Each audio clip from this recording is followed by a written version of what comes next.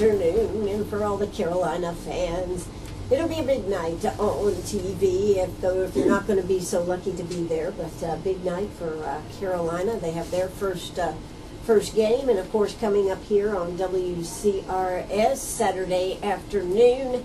I think we go on the air at 2:30 with Clemson, and then 5:30 is the kickoff on the game. Don't forget, too, Friday nights we have Emerald football right here on WCRS with our great broadcasters, Jonathan Graves and Rob Gilchrist. So make sure you tune us in. Guys should be on the air, a little after 7, and they'll be there till the end. They're going over there to 96. Yes, it's an away game, but not too far away. Hope you'll tune us in. So, this afternoon, we're talking food. Food's always a good thing to be talking about, and of course, one of the things that still amazes me is the fact that we still have hunger in our own country. In fact, we have hunger right here in Greenwood County. We're going to be talking with the Greenwood Food Bank here today. Barbara Turnburke is with us. How you doing today, Barbara? I'm doing great, thank you. Very good. So, how long have you been at the food bank now? 4 years this month. Wow, that's been a long ride. You probably came on at one of the hardest times when our economy and everything tanked. And it was tough, and it surely was.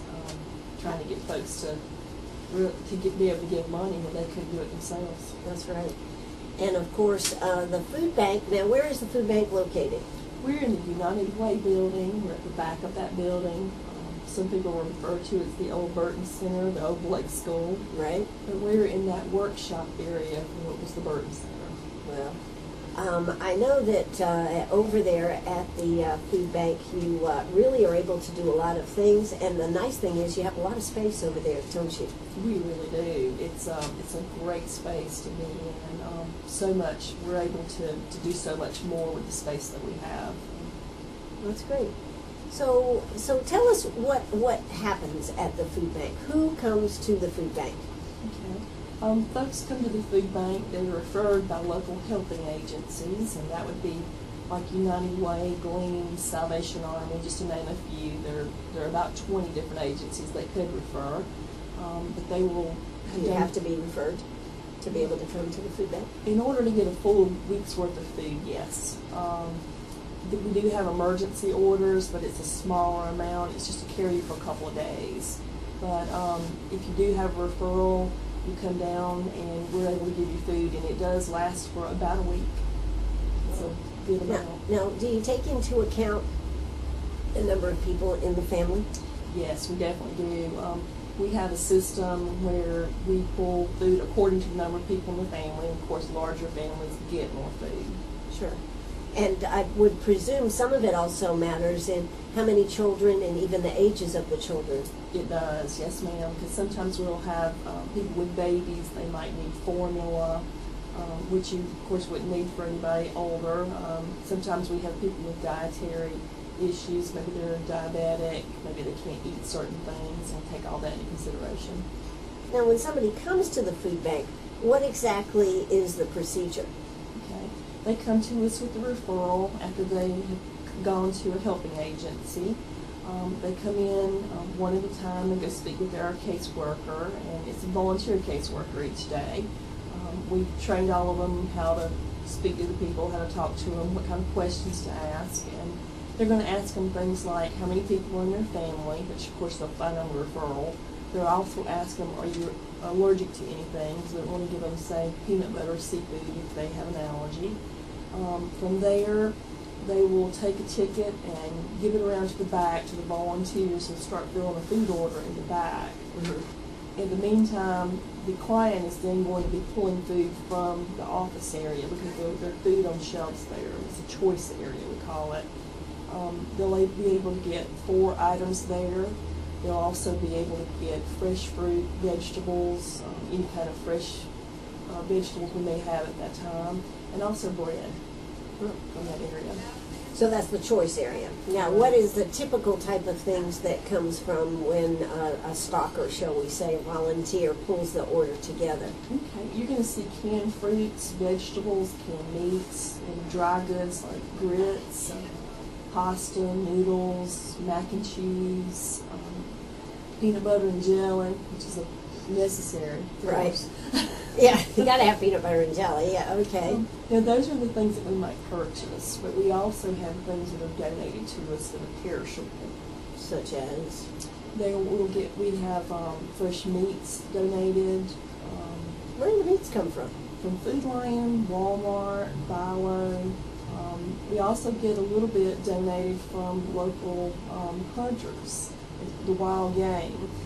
Dr. Stevenson is our wild game coordinator, we call him. Right. And he and a lot of his friends get together and they will kill wild game and then they'll have it processed and brought to us. And it can be anything from deer to turkeys to anything you can imagine. As long as it's professionally processed, we can take it in the food bank. Wow. Well, that's a big boom.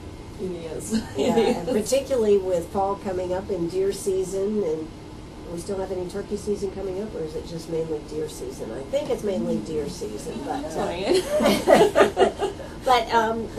that's a big thing but it does have to come through a processor to be Yes. able to be there. And then I guess you have refrigerators. Do you have freezers too? We do. We have both walk-in refrigerator and freezers, as well as the normal kind that you have at home, and a few coolers as well. Yes, ma'am. Now, just for the record, how does the food bank get? Are these things donated? Do y'all purchase items like coolers and walk-ins and this type of thing? That can be very expensive. It can. All of the above. We do purchase some things, and we also have some things donated. We write grants, lots of grants for things, everything from equipment to food. We write grants for. Right now, we're in the process of trying to write a grant for a refrigerated truck. Refrigerated truck. What would you do with that? Well, Now that you asked, Ann, yes, okay. Publix is coming to town, Mhm. and Publix requires, in order to pick up their food, that you have a refrigerated truck. They're not taking any chances. Right. And the other grocers in the area, they will allow us to use thermal blankets. So we started a campaign, it's in the writing stage right now, Sure. campaign for that refrigerated truck. Wow. That's going to be an expensive one, isn't it? Yes, ma'am, it will be. How much does a refrigerated truck cost? Depending on if it's new or used, anywhere from $25,000, to $40,000. Wow. Wow. Expensive. Well, so if anybody's got one they'd like to donate out there to the food bank, that maybe you're getting a new one, that wouldn't be a bad deal. That would be awesome. Yeah. And I guess they would be able to get a tax write-off with that. Yes, ma'am, definitely. We sure can provide some documents for your tax purposes. Okay.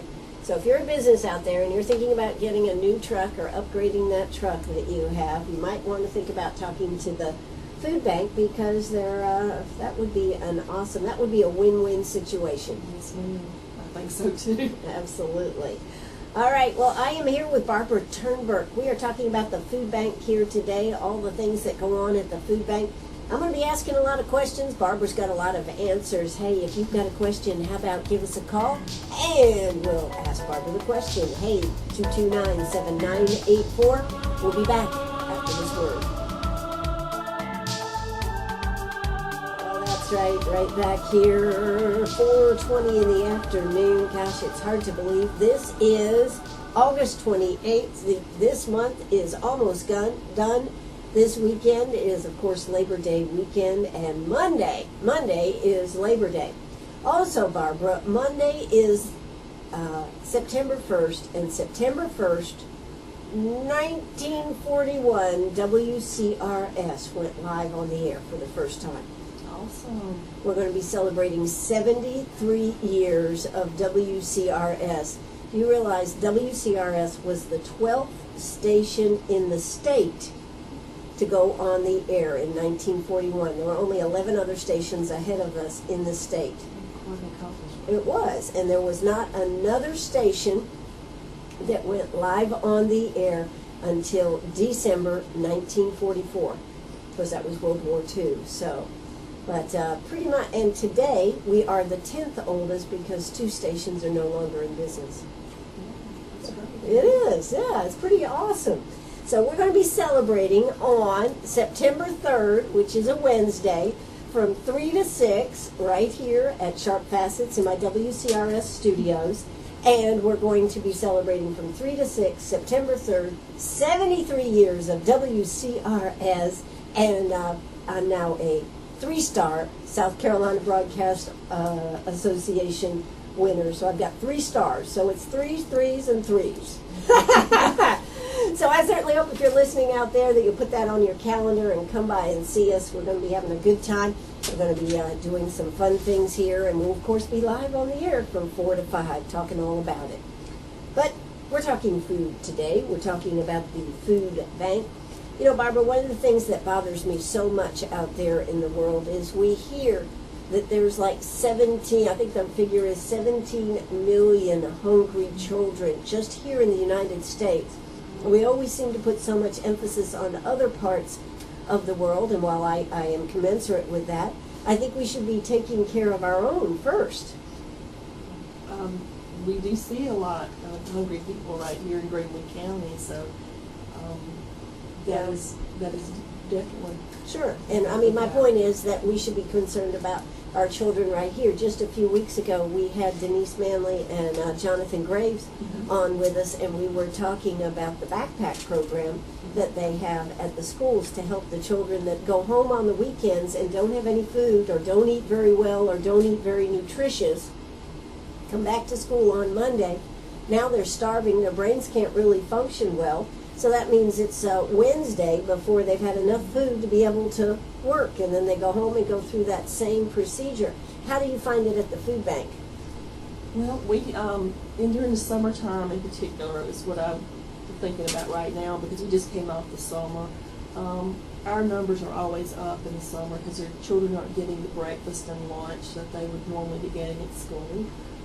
But even during the year, we had a case manager from one of the schools that came to us. There was a teenage boy in the household. She talked with mom, and you know how teenage boys eat. They eat a lot. Yeah. And she was having issues trying to portion out the food so that he got enough to eat. So they ended up coming to the food bank to get food that week. Sure. So when you think about hunger, we need to be looking right here in our own community. Sure do. So if people want to donate to the food bank, how can they do it? I know there's probably several different ways.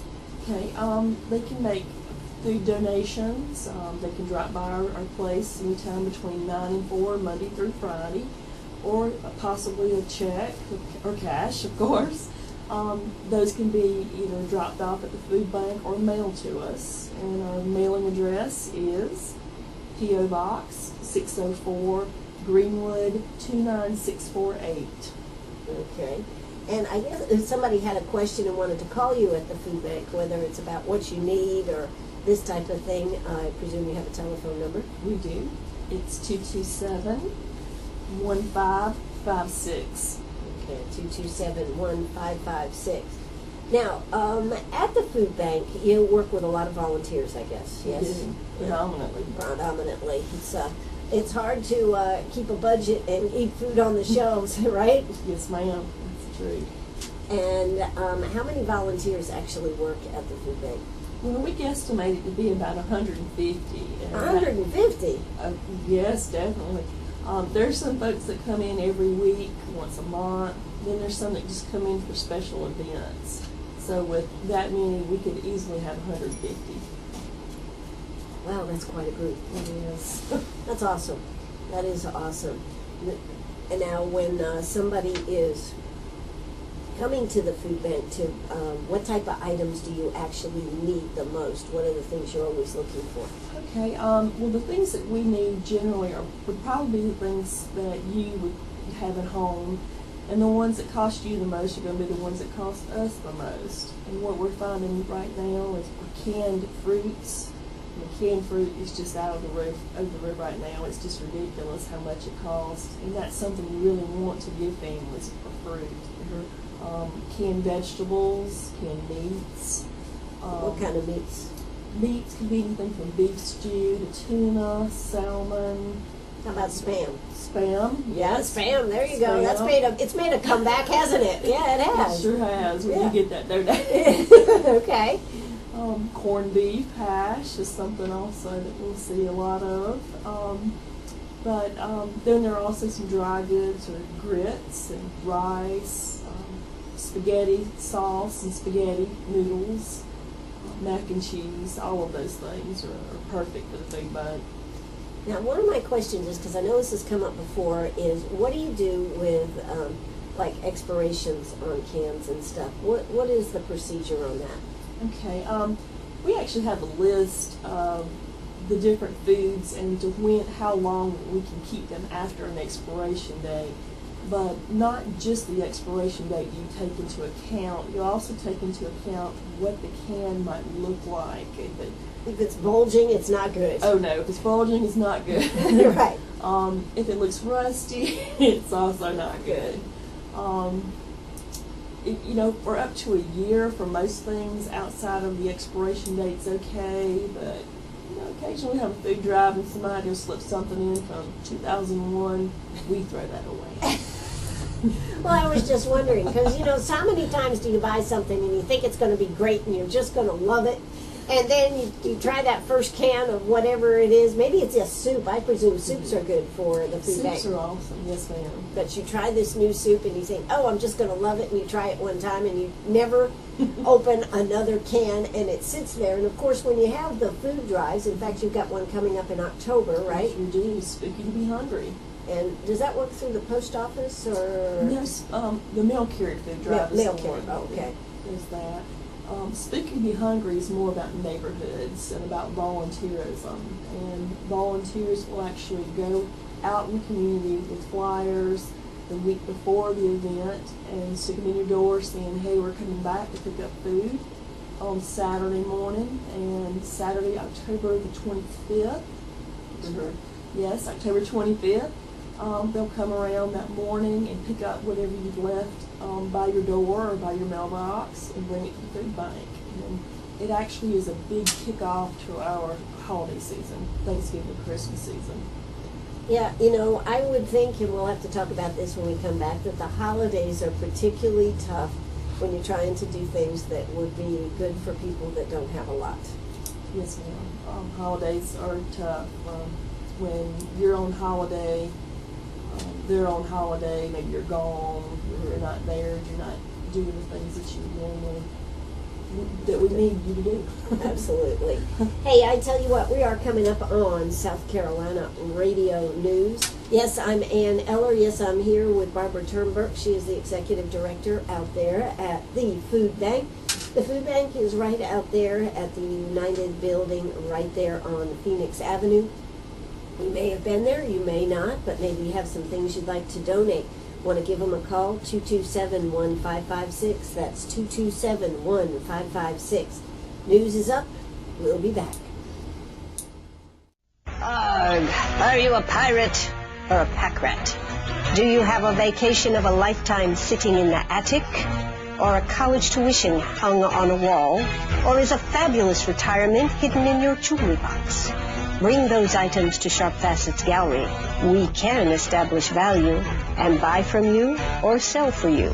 And so ends another chapter at Sharp Facets Gallery, 72 Bypass, and on the web, sharpfacets.com. Oh, that's right. How you doing this afternoon? Hey, I'm Ann Eller. It is Meet Me at the Diner, award-winning South Carolina show from the South Carolina Broadcasters Association. Thanks so much for tuning in this afternoon. And don't forget, we're celebrating 73 years of WCRS. If your birthday is September 1st, 1941, I want to celebrate your birthday with us right here on WCRS. So please give us a call, 229-7984. That's 229-7984. If you know somebody whose birthday is September 1st, 1941, please give us a call and let us know that their birthday is the same birthday, same anniversary as WCRS. By the way, we'd love to hear from you. Do you know a favorite broadcaster that's been on WCRS? over the years. Do you remember Carol Sexton, Butch Moore? God, all the great voices that were right here on WCRS. Would you like to tell us a story about them? Well, you can tell us a true story. You don't have to make one up. Some memory, some football game maybe you heard on WCRS. Some of the good things we were just going to be playing. Believe it or not, Barbara, we have some of the old the 8-track tapes from recordings from back from the 90s and the 80s. That's right. We're going to be playing some of those on the air. We actually have one where Floyd Nicholson was the mayor back during the centennial celebration of WCRS. It's pretty cool. And some of the advertisers, the advertisers that were on back in the 80s and the 90s. That's pretty cool. It is. And we're going to be playing all that stuff. And so if you have a great memory of WCRS or a story you'd love to share with us, we'd love to hear from you. Maybe you had a favorite program that was on WCRS and you were sad when it went off the air. But however it is, if you give us a call and let us share, we'd love to know your stories. 229-7984. But we're talking about the food bank here today. And Barbara, gosh, you got a lot of good things coming up. Yes, ma'am. What's going on? We talked about Spooky Be Hungry before, a little bit. That's October 25th. October 25th. But a little closer is this coming Saturday we're going to have a car wash. One of our volunteers, Debbie Mott, bless her heart, she is planning this. She and a lot of young people are going to be out there washing cars at the Hardee's over across from Walmart on Saturday morning. So if you need your car washed between 9 and 12, please drop by. We would love to wash your car. Absolutely. That's a great event. And, of course, then coming up September 9th and October 14th, you're going to be at Zaxby's. We're going to be at Zaxby's. Zaxby's is one of everybody's favorite places to eat, so it shouldn't be a hard fundraiser. All you have to do is just go and eat between 5 and 8 o'clock, and you'll get 10% of the proceeds. That's really nice of Zaxby's. They do that for different organizations, not only the food bank, but that's a really nice promotion. Right, it is, and what better place to eat than Zaxby's? Yeah, there you go, there you go. So that'll be coming up September 9th. October 25th is, of course, the Spooky to Be Hungry. And that's an easy one because all you have to do is what? Put the stuff out by the mailbox or by your front door? Well, you will have folks that will come around and put flyers in your door. It's not exactly like the mail carriers where every single body in the whole community is going to have somebody put a flyer out. But if you do have a flyer put out by your door, just plan to put food out, and that means volunteers are planning to come through and pick it up. And if for some reason you don't have anybody put out a flyer that day, we're going to be at the food bank that day. Just come on by and bring it on. We'll be glad to take it. Sure. So that'll be another good event coming up. You know, Barbara, I bet it's hard to constantly be, I'll use the word, begging for food. I mean, seriously, because that is what you do. In order to help people, you have to keep the desire, the need for, and keeping people informed. Because, you know, one thing I've always found about Greenwood people is they always come through when they know there's a need. But sometimes you forget that this organization or that organization, or sometimes you're struggling more than other times of the year. That is true. We do find that to be true. In the summertime, when folks are away on vacation, they're not thinking about making donations. And it's not just the food bank, it's other nonprofits as well are having the same issues. So we have to keep you out there in the forefront, each of our organizations, for you to remember us. And we do that by everything from press releases to doing these food drives to asking you to get Zaxby's. Right, exactly. Or anything we can think of like that. But we also do Facebook. We do a lot of press and a lot of press. We do a lot of that, trying to get people to remember us. Yeah, but you know, if anybody has ever been really, really hungry, now we've all missed a meal at some point, but we may not really have been hungry. Right. Most of us could afford to miss a meal every once in a while, right? Right. But for people that are truly hungry, and I think really particularly our children, I mean, school is back in session, and you know, when you see children with heads down on their desk because they're tired, they don't have the energy to be able to learn, we're doing them a disservice when it comes to school. So I know that sometimes we think, well, they're back in school, they're getting all they need. Those weekends are tough on kids. Mm-hmm. They are. And because of that, United Way has the backpack program, and they're trying to put food in children's backpacks to go home at night, but only a certain number can do that as long as they're funded. Sure. And that is a United Way program, but it's something we wholeheartedly we're glad they're doing it. It's very much needed, very Sure. much needed in Greenwood County. Absolutely. So that's another program, but as I'm saying, you know, the more food that can go out there. Now, people that go to the food bank, how often can a person go to the food bank? Okay. We're an emergency food pantry, is what our technical term is, although we call ourselves the Food Bank of Greenwood County. They can come to us 4 times per calendar year, and we're thinking about hopefully every 3 months is about as often, but if you had a serious need and you need to come every 30 days, we could do that. If you have something like a house fire, that might be something a little different. We've lost everything all at one time. And so times like that we're able to do. Super emergency. Super emergency. Yes, There's ma'am. emergency and then there's super emergency. Now, what do people do, though, that have a food need? They can only come once a quarter, really, is what you're saying, right? Once a quarter. Right. What do people do otherwise? Well, we do have a soup kitchen that's right next door to us. They can come there every single day, 6 days a week there.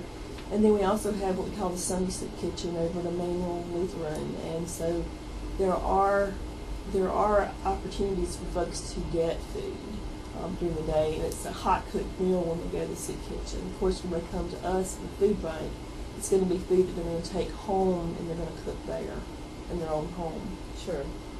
Now, what happens, though, when somebody doesn't have electricity? Well, we do have that happen I was sometimes. just thinking Yes, we about do. that, yeah. You know, we do have homeless people that are in Greenwood. We have homeless people We in Greenwood. really do have homeless people in Greenwood. That's hard to believe, isn't it? It really is, yeah. But we see that, or sometimes it's something like maybe your lights were turned off and you're still trying to figure out how you're going to eat. And we'll find pop-top cans for folks like that. We do try to make ways for them to be able to get food, and things like the pop-top cans, but they won't have a can opener, an electric can opener to open the can. But they I'm just still using a, non-electric one here at Sharp Facets. yes. Okay, but these are issues that you don't always think of. Right. And so, do you see some people on a regular basis? We really do. We really do. Yes, ma'am. We really do. So we're not really. What is the answer to people being hungry? Barbara? What is the answer to this, to hunger as an issue for people? Wow, that's a great question, and I wish I had a really intelligent answer for it. Right now, what we're doing is, we're trying to raise more money for more food to be able to give it to them. And we try to do it, as we said, 4 times per calendar year instead of every week or every month, because we don't want them to be so dependent. Mm-hmm. But, oh gosh, that is so hard. That is so hard. I'm sure it is. Hey, I'm Ann Eller. I'm here with Barbara Turnburke from the Greenwood Food Bank. And if you'd like to be able to contact them after the show or tomorrow, first of next week, give them a call, 227-1556. That's 227-1556. Hey, we'll be right back. Don't you go away. All right. How you doing this afternoon? Hope you're thinking about food. It's about that time, coming up on 5 o'clock here this afternoon. And Barbara, I was just wondering, Golden Harvest is that big national, isn't it, chain that helps provide food to food banks. Do y'all get anything from them? We do, yes, ma'am. We get a certain amount of food each month. We don't know, we never know what it's going to be, but they base it on the number of people that we served the month before. And it's, What type of things do you get? well, we get beef stew. Sometimes we get fresh meat donated from Wow. them. The 10-pound bags of chicken are the most popular of the meats. Pasta sauce. So it's not just canned goods. I mean, they can have fresh stuff too. Raisins, cranberries, Wow. those kind of things. That's pretty good. That's pretty good. Mhm. Now, what other you get? Do you get it from the grocery stores? Donate to the food bank? We do. Food Lion, Walmart, and Bilo, all three do contribute to us as well. That's pretty terrific, isn't it? It is. Now, do they all contribute every month, or does it kind of rotate around? I'm just curious. Well, actually, it's on a weekly basis, and some, like Food Lion does 3 times a week, Bilo does twice a week, Walmart does twice a week. What type of things do you get from the grocery stores?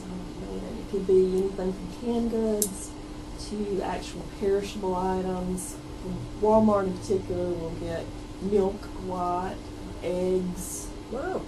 any kind of meats, fresh vegetables, fruit, just whatever, literally anything food related that you would find in a grocery store, they send to us. That's pretty awesome. That is pretty awesome. They're to be well commended for that.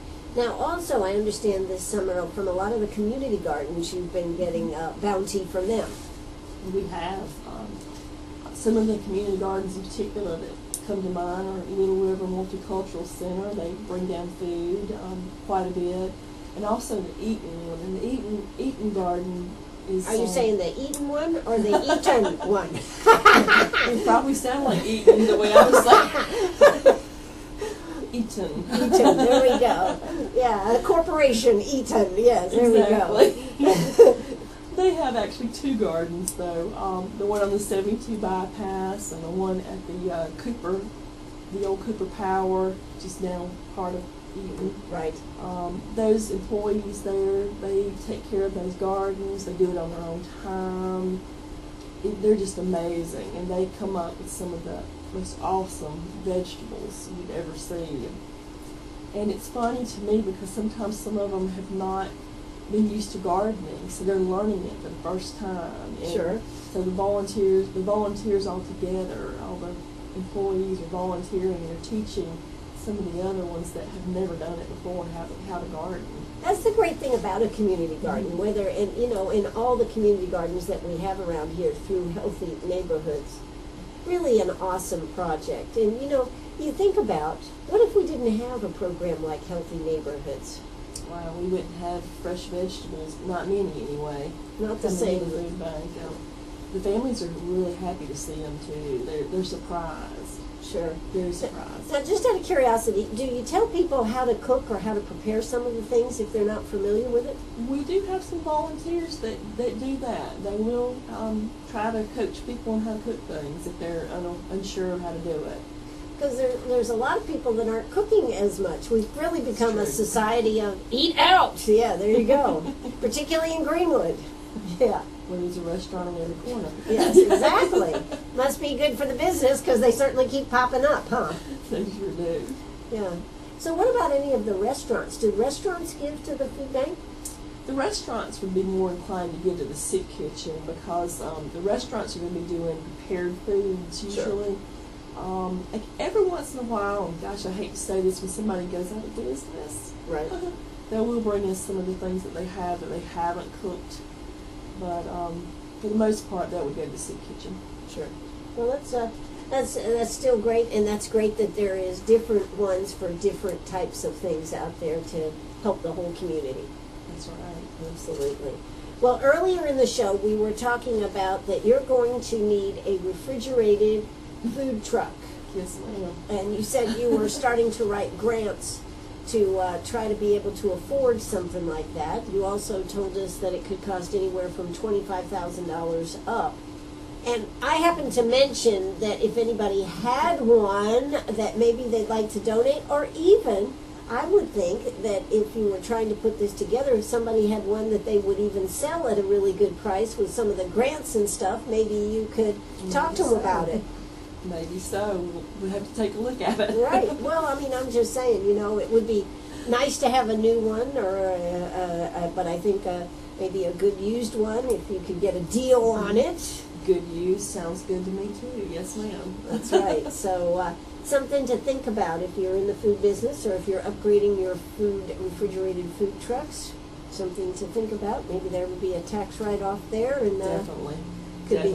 Could be something that could be worked out. So you need to call them over there at the food bank. That's 227-1556. That's 227-1556. So, gosh, we talked about a lot of different aspects of the food bank here. It is over there on Phoenix, right there at the United Way building. You do have to have a referral to be able to use the food bank. And of course, you can't say enough about your volunteers that make all this happen. Absolutely. You'd be working 24 hours a day if you didn't have all that help, wouldn't you, Barbara? Thank goodness we do. The food bank only has 2 paid staff people. The executive director, that would be me, and I have an administrative assistant, Chuck Scarborough, and everything else is done by volunteer. And we really could not do what we do without volunteers. They are the lifeline. That's right. So, and how are you doing on volunteers? Do you have enough volunteers? Can you use more volunteers? What's the situation there? We have a lot of volunteers, but we can always use more. We have a couple of days that we're trying to cover from 10 to 1 for food distribution. I don't know off the top of my head what those days are, but if you call the food bank, Chuck would be glad to hook you up with that. Okay. All right. So if you have sometime during the week, maybe you'd like to get involved with the food bank and really find out what goes on, because it really is fascinating what you're able to do. We do need to also say a big shout out to the city for winning the big county versus the city, the big corn trophy for that, because that's where you get a good amount, and it really helps you through those winter months. It does. It's a really big help. Can't say enough good about Miss Edith Childs about doing that, spearheading that for us. This year, of course, the city did win. Anybody that's known me a few years knows that I love the city, having been a part of city government for a while. But we love the county as well. I'm just kind of teasing about that. But just a little dig? Just a little dig here? Yeah, okay, that's all right. They were just amazing this year. I believe it was about 15,000 pounds that they split between the 3 organizations, which... How far did that take you? Just from 15,000 pounds split 3 ways was about 5,000 pounds to each organization. Right. It's a lot of food. It's a lot of food, but it's probably a month and a half. Wow. It's not a long time as you think, right? Wow. Now, one of the things I thought about just at the last minute here, I guess you need lots of bags down there too, don't you? We do, yes. When I first got to the food bank, I went to a local shop and was going to go purchase bags. $30 for a box of bags just seemed extreme to me when I thought about the bags that I saw in front of the grocery stores that people are putting in there to recycle. Sure. So we started a campaign for those bags. And so if you have grocery bags, don't throw them away, bring them to the food bank. We need those. Hey, there you go. Hey, you know what? You are listening to WCRS right here in Greenwood. Well, Barbara, 227-1556 is the number to get you at. We have been talking with the Greenwood County Food Bank. Thanks so much for coming out this afternoon and sharing with what goes on at the food bank. Thank you for having me. Absolutely. This is WCRS right here in Greenwood. Bye-bye, everybody. I'll be back tomorrow morning. Don't miss the show.